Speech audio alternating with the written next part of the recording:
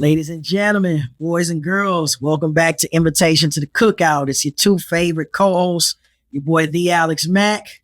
Dapper Dom. Hey, and we in here today with a little bit of Black history, live and direct, immediately right in front of you today. Now, before we get things going, you know we got to go over house rules. Go ahead, kick it to them, Dapper Dom. Go and hit that like, share, subscribe button. Y'all already know, each one reach one. And whether you listening to us on Apple, watching us on YouTube, listening to us on Spotify, and we appreciate you accepting our invitation to the Cookout. Also, hey, turn on the notifications so you ain't got to worry about when something dropping.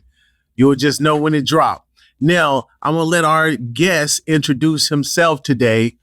Go ahead, Mr. Haynie, take over for us. Well, good afternoon, fellas, and thank y'all for having me on your show. I feel privileged. For those of you who don't know me, my name is PJ Haynie. I'm a fifth generation farmer. My family hails from the coastal plains of Virginia, where we go back 5 generations to my great-great-grandfather, the late Reverend Robert Haynie. He was the first African-American to come out of slavery and purchase land in Northumberland County, Virginia, on September 14th, 1867. And by the grace of God, that original 60 acres that he purchased over 157 years ago here on the coastal plains of Virginia has now expanded to nearly 10,000 acres, a combination of owned and mostly leased land across 4 counties in Virginia and another 4 counties in Arkansas across the Delta. So happy to be here and happy to be able to share my passion for something I love, which is Black agriculture. We appreciate you. It's an honor to have you. Yeah, I want to say, it's our honor to have you. Already, so we appreciate that. It's all honor. So you talked about your family and farming. Can you give us a little bit about how a lot of African Americans actually got into farming? Because I'm assuming, or not even assuming, I've kind of read about coming out of slavery and a lot of us becoming sharecroppers, and then talking about what sharecropping is. Absolutely. So, as most of us, we came over here in the belly of a boat, the slaves, and through forced labor and slavery and post-slavery sharecropping. And a lot of African Americans were here on farms in the South. And that's another thing I want to touch on, why it's so important to me, just the relationships I've made across the South. But, agriculture was in our blood. And it even amazed me when I was at the African American History Museum in Charleston, and I learned about how the slaves, they didn't know where they were going, so they would take kernels of rice and put it in their cornrows in their hair. So wherever they landed, they had seeds to plant and food to eat. So that showed me the tenacity of folks how thought back years ago, and they needed to make sure wherever they go, they had a grain of something they could plant, and they know they would have something to eat. Hence, the whole rice started in South Carolina and in the lowlands of South Carolina, and how it migrated migrated west. But we as African Americans were slaves. We were brought here working farms and land, and post slavery, a lot of African Americans remained to stay on those farms to work those ground. We knew how to grow cotton. We knew how to grow rice and sugarcane and all that. And that was really the start. And in 1920, African Americans owned over 16 million acres of land. Okay. And there were over 1 million Black farmers, because agriculture was a practice that we did every day. Fast forward now, there are less than 10,000 Black row crop farmers like me across the U.S., and we only own 2 million acres of land. So over the last 100 years, fellas, we've lost 14 million acres of land. 16 million to 2 million, that's a 14 million acre loss. When you start to quantify what grandmama and granddaddy paid for that at $500 or $1,000 an acre or even less, and that land is now worth $4,000 to $5,000 an acre, it's over $300 billion of wealth that's been lost in the Black agricultural community that we'll never get back. So, when you think about the acres of crops that could have been grown, the board feet of timber that could have been harvested, the number of cattle that could have been raised, the pigs, that number, it'll get big fast, fellas. I'm just being real. So that's how we started in agriculture, and this is where we are right now. Give us a little bit about I know you started talking about your great grandfather being one of the first ones to purchase land. Do you know a little bit about that story? Because I read a little bit on, I know sharecropping, 40 acres and a mule is where that term came from, where once you became a free, quote unquote, freed, we're supposed to get our 40 acres and a mule to have own land, and that kind of got taken away from us. And so it made it really hard, even though you were sharecropping, it was almost, you were getting, I guess, what is the word I'm trying to look for? Well, let me help you. I'm drawing the blank right now. Yeah, please help me out. That's why I have you here. You know, the 40 acres, and it was a borrowed government mule. My daughter educated me on it when she did a study. And forgive me for not knowing the presidents, but I think it was one president abolished slavery and gave the land to 40 acres of land and a borrowed government mule to African Americans to get started. And then the next president took that back. So everything, I think Andrew, I don't want to speak, I'm gonna look it up. I think Andrew Jackson took it back. Oh, yeah, he took it back. Yeah. So everything we've been given, it's been taken away from us.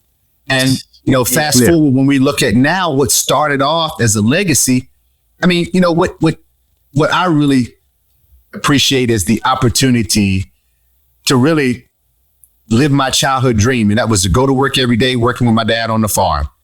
And I feel sorry for so many brothers and sisters who were forced to go to Chicago, Detroit, St. Louis to live in the city that didn't have that opportunity of farming and fishing and hunting and growing up on the countryside with their kids and living in a rural environment. They were forced to go into cities and urban areas. And, the things that have come from that have been negative. But when we go back to where it all started, man, everybody was eating healthy, eating good, growing their own crops and livestock on the farm. My grandfather used to kill hogs, and we had a smokehouse on the farm. It's just stuff like that we have really just gotten away from. And it's just very fortunate. That's why I'm very eager to share with young folks about the importance of agriculture. I was the keynote speaker at the Tuskegee University George Washington Carver Convocation about a month ago. And I shared how this Black land loss happened and why ag was so important to these young folks. Because the one thing that I'll tell you, brothers, I don't care where you go in the world, regardless of your age, your race, your religion, or even your political affiliation. Food is the one thing that connects us all. Everybody's got to eat. And that's the one thing you do when you wake up in the morning, whether you bite a biscuit or you just sip a cup of coffee. And it's the one thing we do, during the day. And it's not gender based or wealth. Everybody's connected to agriculture, and we are feeding a growing world.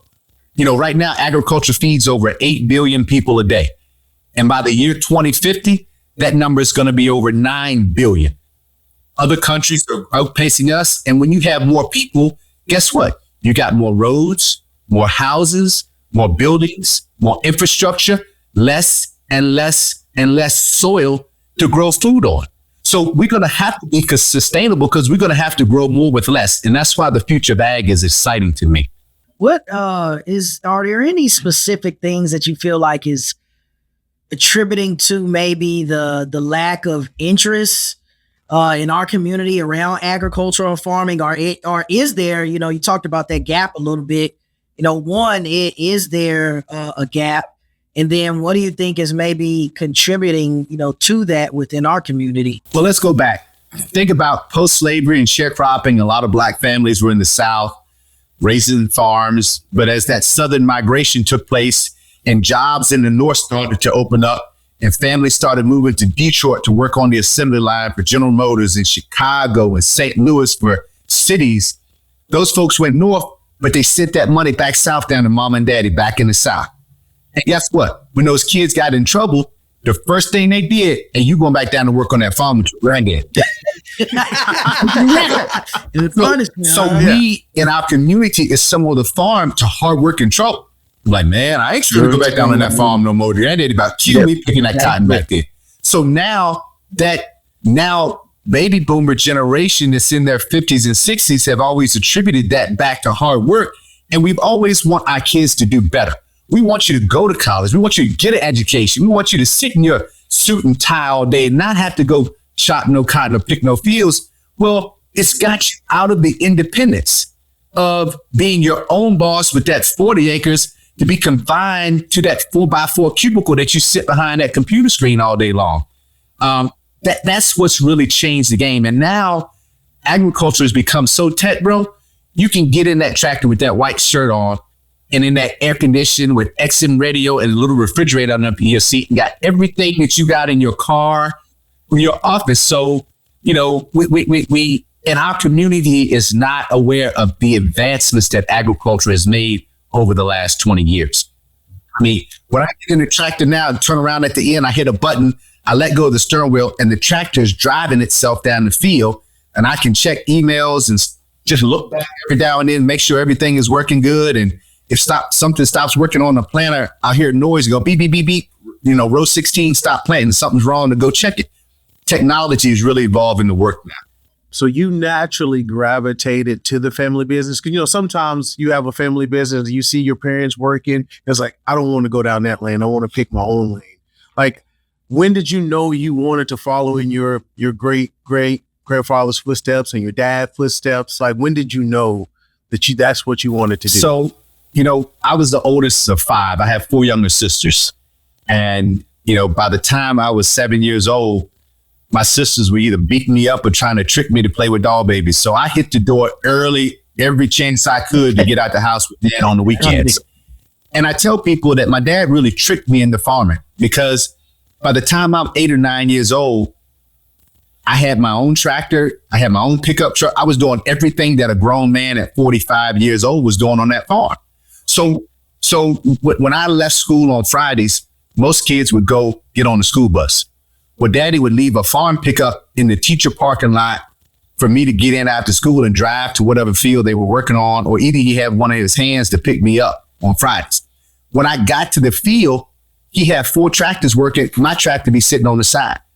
I get to the field, get on my tractor, and I go out there. If the guys are plowing, PJ's right in line plowing. If the guys are planting, PJ's right in line planting. So at 10 years old, I'm doing the same thing as a 50-year-old man. I didn't want to go think about sports or you know, I had everything that I wanted. I had radio, air conditioning, and a tractor. Man, I was good.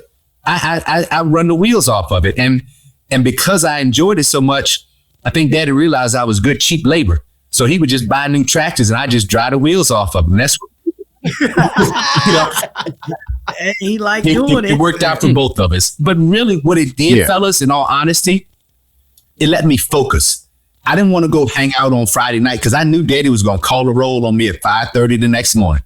So I went to bed early, man. I wasn't in the streets cutting up, doing nothing foolish, because I knew I had a responsibility. And that's what really enjoyed the opportunity of the independence. Always told me, son, a bad business is better than a good job any day of the week. I said, Dad, that's the craziest daggone thing you ever would say. Why would you say that?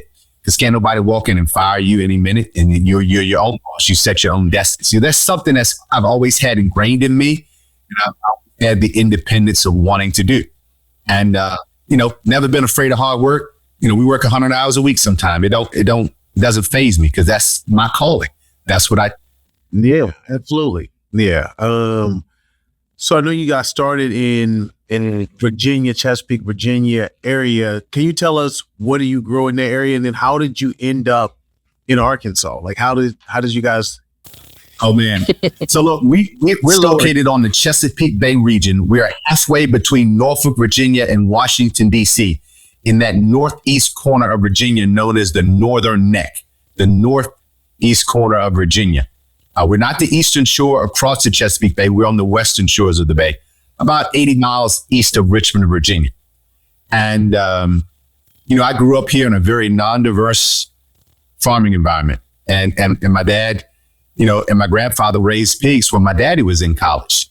And that's how he paid for school. He started, you know, raising pigs, and, you know, the feeder pig market was close to his college campus. So every weekend he'd be dropping off a load of pigs when he went to school every Monday. And in a farrow to finish, you know, operation, raising baby pigs to 40 pounds and then selling them. So Dad really got into pig production when he got out of school. But, you know, the industry changed in the 80s, where you couldn't feed your own pigs, which you were making on your grain, and me feed my own pigs because the animals weren't streamlined. When they went down the processing line, they wanted them uniform. Your hogs were too lean, mine were too fat. So the industry said, you know what? We're going to change it. You guys are going to be contract growers, glorified babysitters for us. We're going to send you the pigs at 40 pounds. We're going to send you to feed every week, and we're going to pick them up at 250 pounds. And that way, all the animals were uniform when they came down the processing line. So contract growing took over, unlike my father. It's kind of like the poultry industry in Arkansas. Tyson's they bring you the birds, you just take care of them and flip them so often. That's how the pig industry's changed for us in the 80s. So Dad started focusing more on land. And when he started focusing on more land, he started growing and getting more land. Well, I had the idea that I would come back to the farm after college. I was involved in a student organization called MANRS, MANRS, Minorities in Agriculture, Natural Resources, and Related Sciences. I was the president of my chapter at Virginia Tech. However, most of the students that I met in that organization around the country wanted to go work for USDA. They wanted to go work for big agricultural companies, Monsanto, John Deere, Syngenta, and they really weren't going back to the farm. So when I left college, fellas, I lost my community. I didn't have that community. It was 2009 when two Arkansans called me and asked me to come to a Black Grower Advisory Council meeting. One is the late Pearlie Reed from Northeast Arkansas. Pearlie Reed made his way all the way to chief of NRCS back during the Clinton administration. And the other was Dwayne Goldman from Pine Bluff, Arkansas. Dwayne was working for Monsanto at the time. And they asked me to come to a Black Grower Advisory Council meeting that they were having. And I said, look, fellas, I'm sorry, but what I do is different than most Black farmers. And I never forget, I was going down the field on the tractor. I just thought it was some cold call. Answered the call going down the field. And Mr. Reed said, what do you mean, Mr. Haynie? What you do is different. So, Mr. Reed, we're a large acre row crop operation. We farm close to 5,000 acres, and about 2/3 of that's double crop. So we'll plant and harvest about 8,000 acres a year. And unfortunately, I don't know any Black farmers that are doing that. That's why I say what I do is different. He said, well, Mr. Haynie, if you come to this meeting, you're going to meet some Black farmers your size, and some even larger than you. And when he said that, I just stopped the tractor right in the middle of the field. I said, wait a minute, you mean to tell me there's some Black farmers out here farming more land than we are? He said, yes, sir. I said, Mr. Reed, are you? He said, no. I said, where are they from? So he started telling me about some brothers in Tennessee farming 9,000 acres. Some fellas in Texas farming 8,000 acres. Alabama, 6,000. Louisiana, 3,000. Florida, Georgia, South Carolina, Arkansas. I was speechless. I said, well, listen, if there are Black farmers out there farming that kind of ground, I need to know.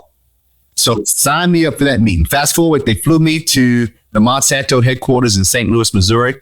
I walked into the corporate boardroom, and there were 11 other Black farmers sitting around the table that I'd never seen before nor heard their names. And as we started making introductions, I learned that these brothers were from the South, totally different in Virginia, growing different crops. And that is what really expanded my network, should I say. So after that meeting, I was so intrigued, fellas. I drove to Texas to visit Mr. Jacobs. I mean, what is it like being an 8,000 acre farmer out here? And I drove to Alabama and Arkansas. But while I was in Texas, it was February, and I'm on the tractor with Mr. Jacobs. He's planting corn in February. I called home and to my dad, said, Pops, he said, what's up, son? I said, man, you're not going to believe it. He said, what? So we planting corn in Texas today.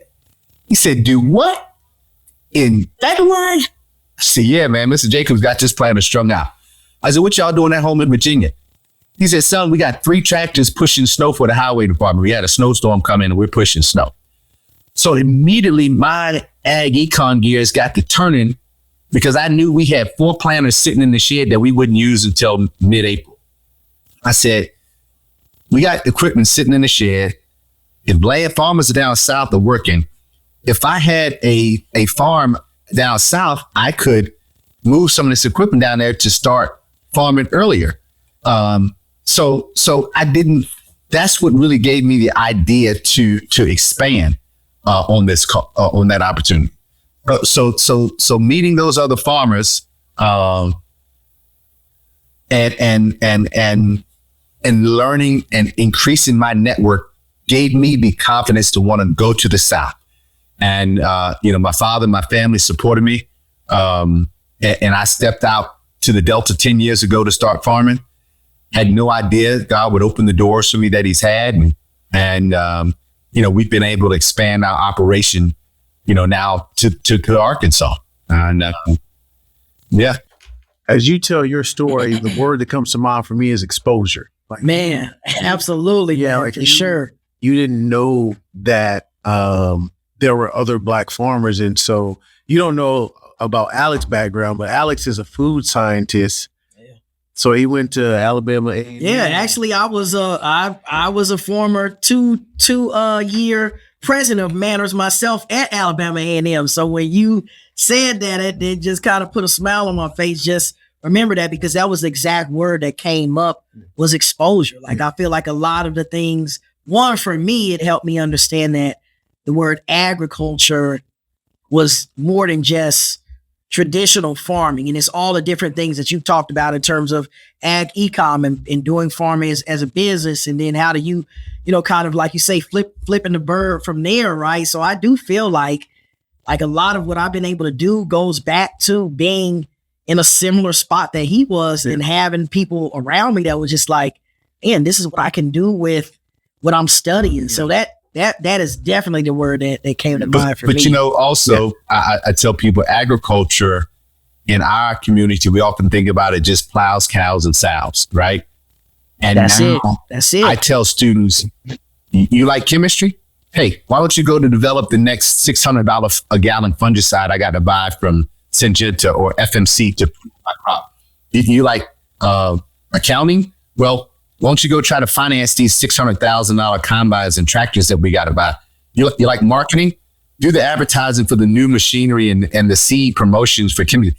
Ag is everything you can think of. I tell people, your food, your clothes, and even your fuel. That E85 that you see the pump, that ethanol right now coming from corn going into ethanol. It's more than most people realize. And when you don't know, again, in our communities, as we left the South and left farming and focus on a job and get a home in the suburbs and do all that stuff, it's not a natural mindset to us. And everybody says, well, we go back and visit our family. And I said, what are you doing with that land? Is that land generating any revenue? Because in my mind, people need to know, one, the opportunities in the field of agriculture. Two, what to do with land and how that land should creating generational wealth for your family and for your generations to come. Some of my landlords in Virginia and Arkansas are older people, and I love sitting down and just hearing the stories. And this one lady told me how every time that there was a child born in that family, her husband would go down in the woods and cut some timber.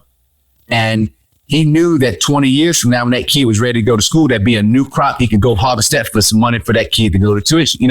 So the thought about that, it just inspired me on how people had the vision. My granddaddy always said, you got to have something making you money while you're sleeping. And that's how he raised pigs. He didn't have no stock market. He was in the pigs. He feed them pigs at night and then gain over the morning. And they get to 250 pounds, he's ready to sell them. So no different than a cow grazing or a solar panel generating solar energy or a pine tree out there growing on that back 40. Your land should be generating you something. Cash rent for crops or some other type of revenue, it should be generating for you. We just got to know who to call to ask, how do we make it work? I think I read somewhere where there's just a little over 1% of Black farmers in America. How do you think we can educate our community on, like you just talked about, all the different avenues of agriculture? What are some things we can do to get that message out, to get that 1.4 and to build off that percentage? Exposure. In our community, we can't do any better than we know. I had a great uncle that would say that all the time. Never back up when you can go ahead, and you can't do any better than you know. Those are two things I'll never forget from him. And when you're able, that's one thing I'm so passionate about, is the National Black Growers Council. I recently stepped down as chairman of the National Black Growers Council, and Yeah, but I say I had read you were the chair. I was the chair. I served as chair for a long time, and fortunately, we've got some other leadership and board members in that organization and have stepped up to the plate, and we've had a transition. So I'm currently the immediate past president of that organization. But one thing we try to do, we host field days around the country. I think last year we hosted 6 field days. I hosted one in Arkansas. I had one in Pine Bluff, Arkansas. We had 350 people out there. We were showcasing drone technology in agriculture, GPS components of these tractors driving themselves down the field, the improvements and advancements in chemistry for herbicides we use to grow our crops, for fungicides we use for crop protection, everything, that's the latest and greatest. We try to put that at the forefront of our communities.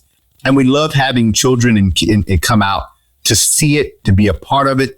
How many times do you think a young Black kid that's not tied to farming can climb up on a $400,000 tractor and see the touchscreen computer and have the air conditioning blowing in their face? And, that's what we want to do. They can listen to their rap music, their country music, their gospel music on a satellite radio, driving right down the field on the tractor like you can in your car. Yeah, because if you use the word farming, the first thing probably gonna come to a kid's mind is hot, sweaty. Not saying it's not hard work, but I think they don't, like you said, sitting behind a desk. Like, that's hard work from a mental standpoint. So, like, how about, like you said, like, the number one wealth generator is land. So, you know what I mean? So how can we teach ourselves, hey, and get some of that history, the history back that was taken from us? Like, how can we get that land back for ourselves? Well, I tell people, land is the one thing the good Lord's not making more of. You can go get a new car tomorrow, clothes tomorrow, build a house, but you can't just go get land. And 2, oftentimes we're seeing a major transition where, I get these calls, unfortunately, a couple of times a year. Chicago number, St. Louis pop up, Detroit. Hey, PJ, look, man, I know you've been farming my family land down in Arkansas, but, Big Mama passed away, man, and we had a meeting and decided with the family that we're gonna sell it, man. And, you've been farming it, and we'd like to give you the first shot on it. It's like, well, man, I appreciate the opportunity. I might need a little time to go round up some financing to get it. Well, look, PJ, man, we got to move quick because, we got some things that stressed on the family, and, my nephew's in trouble. We got to get him out. It's just so many factors. And your access to capital is your opportunity. And see, that's another whole key component. These young kids financing, land, wealth. So when you don't have access to capital, you can't grow. I mean, when you think about it, land that has changed hands, okay? Now, we don't own the amount of acres. Just say we did have that 16 million acres and I wanted to go borrow to buy another farm. I could go to the bank and say, look, Grandpa left me that land free and clear. I want to pledge it to go buy this next farm over here. Well, that's what our neighbors do every day. I one time I rode past a piece of property and I saw a for sale sign. I said, man, I didn't know Miss Sally wanted to sell her farm. So I'd go back and talk to the house and Mama's sick and we want to sell the land, PJ. And, I said, okay. So I called a banker. He said, yeah, PJ, come on down to the bank. Go down to the bank, and that banker give me a loan application. It's about as thick as a piece of wedding cake. And I got to go home and try to fill that out and get it back to that bank as soon as I can to go try to buy Miss Sally's land. Well, in the meantime, about 30 minutes after I drove by the farm, my neighbor drives by. Hey, Sally want to sell the farm? He pulls up in the driveway. He talks to the neighbor, same deal like it. When he gets back in his pickup truck, hey, Bob, how you doing? Man, it was good seeing you at the country club this weekend. Boy, that's son of yours sure is swinging them golf clubs. Hey, look, I'm here to see Sally Joe wants to sell her farm. I own the block to the west and to the north. And if I buy hers, I can irrigate all 3 blocks. I tell you what to do. Take that land that Papa Joe left me and just hold it. And I got some collateral I'm going to give for it. And if you can, I'm going to write a check to give us some money on it. You just cover this check for me. And I'll be down there Monday to get everything straightened out. Oh, no problem. Yeah. He walks back in the house and writes a check he can't cover because he know he has equity that daddy and granddaddy that left him that's going to make him good. You see, that's what you call privilege, brothers, and we're not there. I'm just keeping it real. And that happens every day across the Delta with land and opportunity, because if we don't have quick resources to make something happen, we can't do it. And that's one thing that's always left us out. Also, you think about it in our communities that where predominantly white farmers are farming in those communities, when you go to one of those local rural banks, more than likely that loan officer is going to be the brother of a farmer that's your competitor, or a relative of that farmer that's your competitor. So when you take that sweetheart deal in there, first thing he going to do is call somebody on his team and say, hey, man, Sally Joe selling that farm is about 50 cents on a dollar. If you want to go get it, go on over there and see it. Next thing you know, you see another farmer's pickup truck pulling in the driveway on your sweetheart deal that she gave you. So, equity and equality, brother, those are some things that we really need to know the definitions of as we try to figure out how do we move in this place. But, as African Americans, our spending power is too great. And one of the things I think that is we consolidate our resources and we look at opportunities. How can we empower our own communities? We have to show our young people how important knowing where your food comes from and how important to having land and creating wealth. And because people are going to have to eat every day.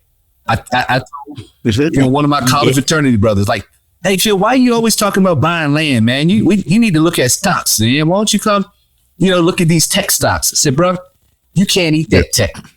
All right. And land is something that people are going to need every day because people have to eat, period. One of the things as you kind of talk about that, and, I think about it is, future looking, what I would say, what are some things that are organizations, you talked about National Black Growers Council. I know Manners is still alive and kicking and doing some great things. But are there things out there or organizations you feel like are doing a good job of really trying to bridge not only that exposure gap, but also the education piece of it of, what we really have in front of us, right? Because I think about what you talked about with some of these families where it's like some of that is a short-term mindset in terms of if I sell it right now, I can get all this money versus like if I really knew that we could continue to sustain this over decades, then we would be eating and be, financially good for decades versus this one lump sum payment we're going to get. So are there some things out there or organizations that you are aware of that are kind of doing good in this space? Yes. The National Black Growers Council is one organization. There are other organizations out there doing the work, but air property is something that we're very fortunate to have a lot of attention put on. And I'm not sure if you know about it, but air property is, my mom and daddy got 10 kids and Stephen, instead of leaving one, a trusted executive, they leave all the land to all 10 kids. Okay. And then those 10 kids have kids. So next thing you know, because we don't set up the proper structure of a trust or LLC or something, now you got everybody that's a part of something. And all it takes is one that wants to sell their interest to somebody else. And somebody can do a forced petition sale and call everybody else. So that's how we've lost so much land over the years. So, the Center for Air Property, my good friend Jenny Stevens runs that. And they got some affiliations in Arkansas where they're helping people that have air property create proper structure on their land. The 1890 community, especially the land grants, UAPB, for example, University of Arkansas, Fayetteville, they do a lot of research and have field days and things like that. And our community stayed away from it. Well, I ain't farming. I don't need to go to that. But you need to learn to educate your children and your grandchildren because all of them may have an itch or interest and you may need to educate them on what opportunities out there. So I really suggest people need to really take advantage of those opportunities to attend those. The UAPB has a farm and they host events during the year through extension. Just even having an extension agent in the county, somebody that can go to talk about your weed problems that you're seeing, your insect problems that you're seeing, your new crop varieties, new crop production, new chemistry. We all rely on agriculture and the state of Arkansas does a great job. Virginia State University has a great extension program that we rely on, and it's free of service because as taxpayers, we pay for it. So you don't have to pay for anything. You can go just learn, fill your bucket with knowledge. Yeah. The field day that you talked about that you hosted in Pine Bluff, when is that? When do you host that? Like, let the listeners know, or the watchers, the viewers know. I hosted that last year. So the National Black Growers Council, we will have a series of field days throughout the year.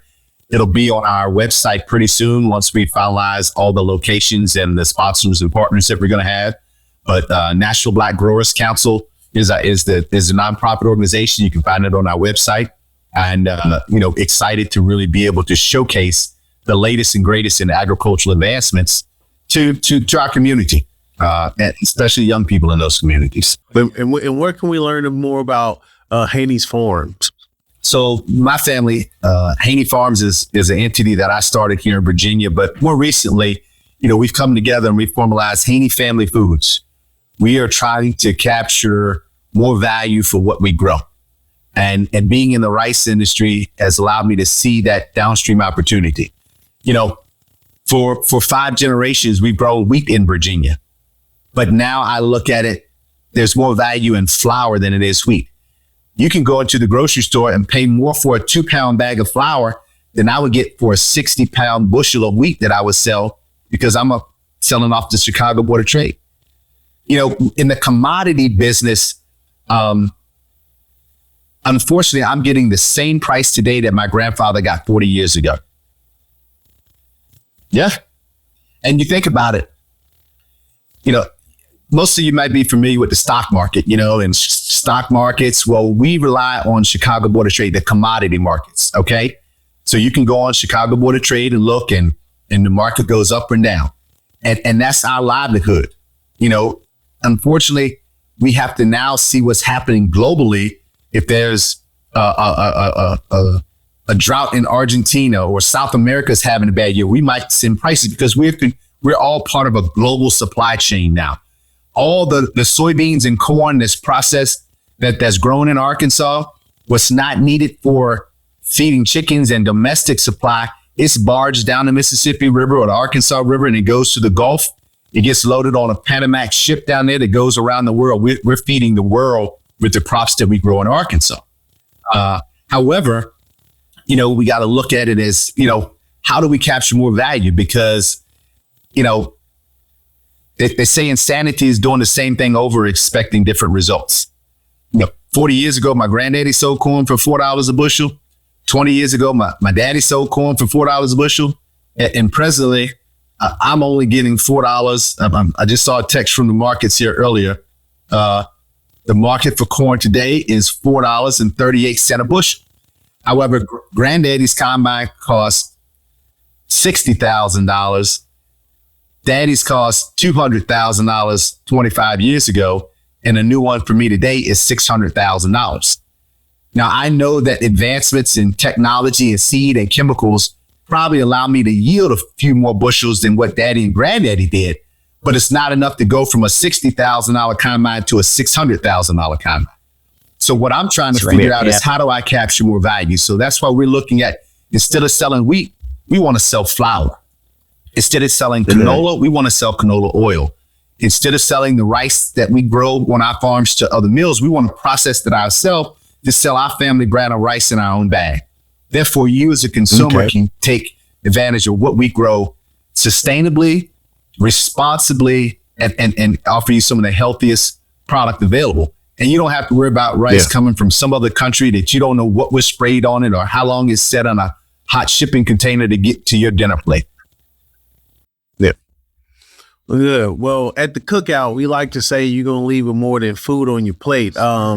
It's been absolute treat for me to learn about an industry that I don't know much about. And I think that's what this show is about too, that exposure for our viewers and our listeners to hear different perspectives. What's one thing you want our listeners to take away from today? I'm glad you asked me. You see, you don't know much about ag, but I think you got a cotton shirt on probably. I do. You ate a protein today, whether it's beef, pork, or chicken. And that protein had to be fed with some corn that we grow in Arkansas and some soybeans for soybean meal. So But that's one thing. But I want the organization to realize there are companies, big CPGs that you buy products from every day.